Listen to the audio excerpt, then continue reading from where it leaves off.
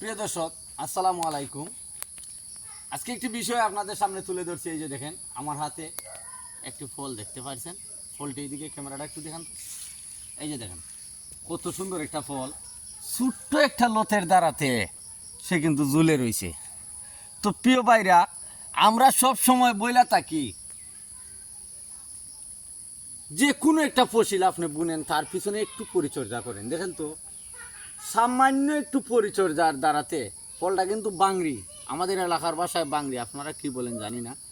তো বাংরি আমরা সারা জীবন দেখছি, আমরা জমিতে মাটির মধ্যে ফলানো হয়।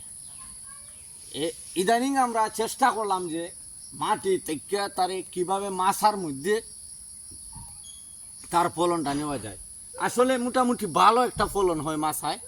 অবশ্যই আপনারা চেষ্টা করবেন, আমরাও চেষ্টা করছি, তার সফলতা আপনাদের সামনে তুলে ধরছি। এইভাবে কিন্তু তুগায় তুগায় বাংরি ধরে রয়েছে।